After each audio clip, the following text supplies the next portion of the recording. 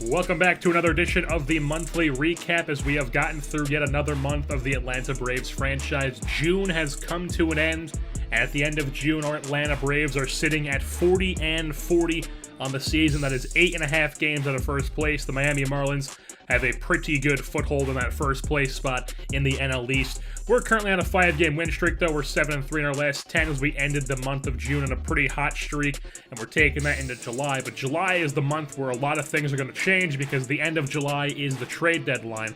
So expect to see a lot of trades this month because the plan with this team from the beginning was pretty much the veteran guys on the team, hope they have good years, sell them high at the deadline if we can. If not, just try to get them for some value, and then next year is going to be the year where really things start coming into our own, where we start building the team that we want, and that's going to be what happens. But moving on to who's actually performing really well on our team, and Freddie Freeman is tearing the league apart. He'd probably be number one in the MVP race if Giancarlo Stanton wasn't in the National League. As Freddie Freeman, .327 batting average, that's third in the National League. He's got 93 hits, that's third in the National League. 20 home runs, that's fourth in the National League. .430 on-base percentage, that's second in the National League, only behind Giancarlo's .468. Like, what the hell are you doing, Giancarlo? They have a .468 OBP, a .592 slugging percentage, which is second, also behind Stanton, and then, of course, his OPS, on-base plus slugging, is 1,022, which is also second in the National League, just behind Giancarlo Stanton. Brandon Phillips is also having a good season so far. He's dropped off in the triples scene. He was top in triples, but now he's not so much in there. Now it's just doubles. He has 25 doubles on the year, and that is second in the National League. And another guy who had a good month of June is Dansby Swanson, finally starting to turn things around. Got off to a rough start to the year in the first couple months, but June was a turning point for him as Dansby Swanson wins Rookie of the Month. June, 81 at-bats in the month of June, .321 batting average, 5 home runs, and 11 RBIs. He got the job done. He's really starting to show what he can do. So Dansby Swanson, I was confident he's going to turn things around. I don't think he's going to continue to be a bad hitter. I think it was just something that happens. It's not something that's defines him as a player. That's not going to be his whole career, is him hitting .210.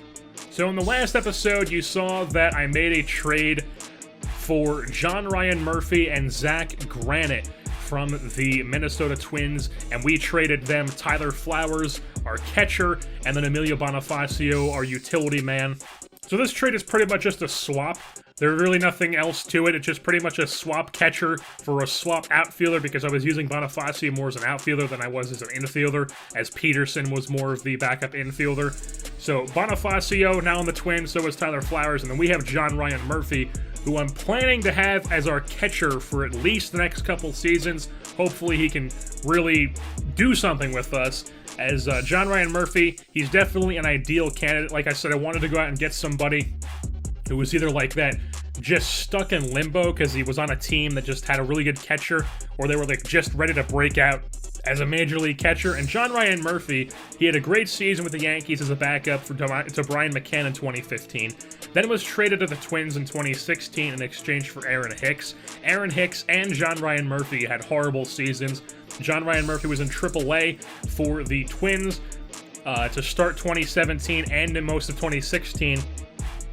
And he doesn't even have a full year of MLB service time in the major leagues yet. So John Ryan Murphy is a guy who is definitely ideal. We have him under team control for multiple seasons, and he's right now going to be the starting catcher, while Kurt Suzuki is going to back him up. And then as far as Zach Granite goes, he's just kind of a guy who could possibly be like a 4th or 5th outfielder. He's a 24-year-old, I believe 24-year-old, C potential, 65 overall outfielder. He's got decent contact. He's got good vision. He's got great speed. That was one of the big turning points I saw in him, was that he was probably going to be a good slap hitter, get some bases, steal some bases, because like I said, we need that. And he could be a 4th, 5th outfielder for us next season. This season, he's going to spend the rest of the year probably in the minor leagues, and maybe he might get called up in September call-ups, but as of right now, he is going to be in the minor leagues.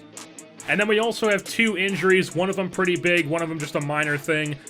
Bartolo Colon, he's out for 6 days, 1 of 6 days. He was on the 10-day DL with an inflamed hip. He's probably going to miss 1 start. That's nothing big. Matt Wisler's up for him for AAA. Wisler's going to get his first start of the season. We'll move on to that a bit later. But Julio Teheran, he's the big one. Our #1 pitcher, he's out for 1 or 2 months with a dislocated shoulder. He's going to be back later on in the season, but he's going to miss a good chunk of time. So Aaron Blair, you saw, he took the start for Teheran in the game against the Mets, was it? No, the Brewers. He started against the Brewers. And now moving on to our pitching, like I said, Aaron Blair's taking Teheran's spot. Wisler's up for the 1 game that Colon is going to miss. You'll see him in the next episode. He's going to be making the start in the next episode I play. Akil Morris in the bullpen is a guy I called up from AAA because he was dominating as the AAA closer. And the thing about Morris is, as you can see, he's got like a 4 ERA right now. And I'm hoping he could possibly be a decent major league reliever because he's a decent overall, it's just his control is very poor. He has like a 24 control rating, which is not ideal at all. Hopefully, he can pitch well besides that. But I mean, if we have to send him down, we have to send him down. It's no big deal. Ian Kroll has also been called back up from AAA. He's been bouncing up and down from MLB and AAA this season. Eric O'Flaherty, he had a good start to the season in the middle relief spot. Kroll sucked, so we sent down Kroll, moved Flaherty to the setup spot. Flaherty got rocked in that setup spot. He's now down in AAA as Kroll is the lefty in our bullpen right now. And you also see that Jim Johnson lost the closer job. He's now in the setup spot because our bullpen's not really good, and we don't really have an option other than him to put in the setup spot with Vizcaino. So Johnson lost the closer job, and then Chris Medlin is the new closer, at least until either we make a pickup at the deadline or next season when we sign somebody, or depends on what happens here at the trade deadline. But as of right now, Chris Medlin is the closer. He's got a 2.50 ERA in 39 and 2/3 innings pitched. He's the new closer, so that's where Medlin stands in the bullpen as of right now. And as far as possible trades that we could do in this month of July, because like I said, July is the month where things are going to change. We went into this season with the plan that the veteran guys are going to be traded at the deadline, the tradable veteran guys, not guys like Colon or Dickey, who really nobody's going to want. We're just going to have them till the end of their contracts and then either retire or they're going to walk in free agency. But the guys who we can trade, who are performing well, who we could sell high on, or we could just dump their contracts off for some value, those guys I do want to trade. So first guy on my list is Jaime Garcia, who's having a great season in our rotation. He's 8-5 with a 2.91 ERA. His best ERA since 2015, so he's had a bounce back from 2016. He's got a high value, I think at least, so he's a very high possibility of being traded either early July, mid-July, towards the deadline. We're probably going to see trades scattered all throughout July here in this Braves franchise. Kurt Suzuki is a guy who I don't think has much value. He's a backup catcher for me. He hasn't really done too much. I could possibly throw him in as like a package deal to get up some value, maybe like a couple minor leaguers, stuff like that. But Kurt Suzuki is a guy who could be traded, but I'm not really, aggressively pursuing a trade with him. Brandon Phillips is a guy who I am aggressively trying to trade, though, as Phillips is having a very good season. He's on a 1-year contract, or he has 1 year left on his contract. So after this season, he's going to be a free agent anyways. I don't plan on bringing him back, as like we have Ozzie Albies. He's going to be the second baseman next season, Albies is. And Phillips is having a very good season. He has a high probability of being traded. And if he is traded, he could have a couple different replacements, one of them being Ozzie Albies. I kind of don't want to call him up in this season, though. I want to let him still develop all in AAA, and the next season he'll start the season in MLB. Or I could call up Rio Ruiz and him play third base, and then Garcia play second. Or I could have Adonis Garcia, depending on if he gets traded or not, will play second base, and then either like Leedy or Ruiz will play second. And if Garcia doesn't get traded, then we have a whole different situation in our hands where Albies could play, Ruiz could play. Maybe I'd pick up a temporary starter at the deadline as well in like a package deal. There's a lot of question marks about what our lineup is going to look like in the month of July and heading into the month of August and whatnot. Now, as far as Adonis Garcia goes, he has cooled off quite a bit from his early start. He was in like top 5 in batting average. He was tearing the league apart in home runs. He's cooled down a lot since that start of the season. His first 2 months were absolutely amazing. Now he's kind of hitting like 270s. He's got like a 310 OBP. He's starting to cool down to where you would expect him to be. He's still starting every day at third base, but I don't expect him to be an everyday starter next season, probably. He's still under team control. He's 31 years old, but he is under team control. He is digressing with his attributes, but he's probably going to be on the team next season. I don't think he's going to be traded. We'll see what happens in the month of July.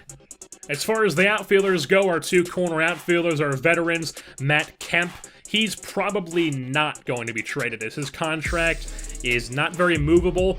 Plus, he's also a big part of our team. He's a big bat in the middle of our lineup.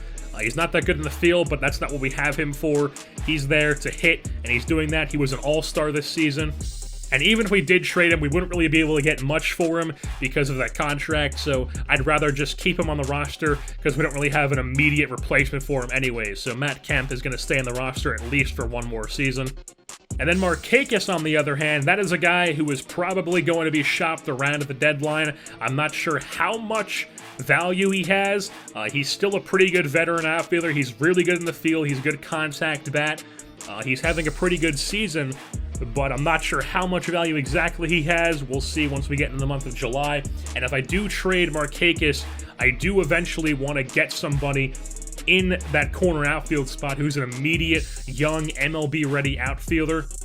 Because if we trade Markakis right now, we don't really have anybody to take over that spot in right field. Because like I said, I want to keep Granite in the minors for this season. Dominic Brown isn't really somebody I want to start.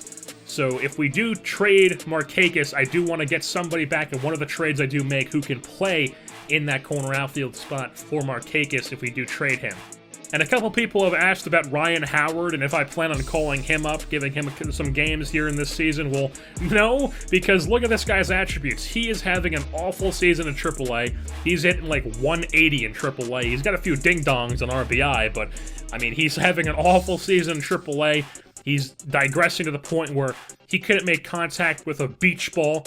So Ryan Howard, he's just going to rot away in AAA until his contract's over at the end of the season, and then we're going to replace all the veteran minor leaguers who really have no place in this organization at the end of the season, in the offseason.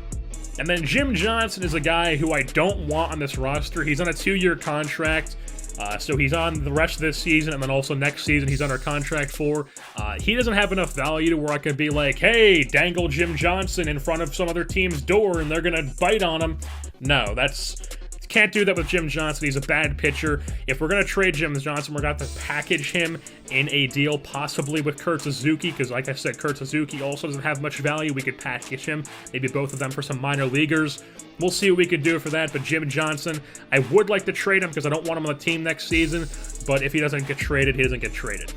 And then since our bullpen is so bad, I did go out and sign a couple of guys to pitch in AAA for a few games and see if they're pitching well and maybe call them up here to hopefully help it with the bullpen. One of those being Brian Wilson, the former San Francisco Giants closer. I'm sure you all know him. I know in real life he's currently trying to make a comeback as a knuckleballer. Unfortunately, in these rosters, he's not a knuckleballer. He's just the regular old Brian Wilson, so we're fine with that. If we do call him up, it's just the regular old Brian Wilson. And then we also signed James Russell, who is a left-handed pitcher. He's only got a deep potential, but I mean, I don't plan on having him around for too long. He's more of just immediate need.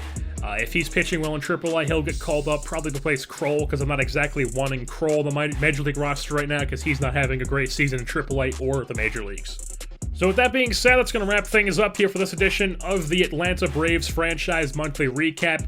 Month of June has been completed. We're 40-40 on the season. We're heading into the month of July. I've been your host, Jersey Born, and I'm saying goodbye.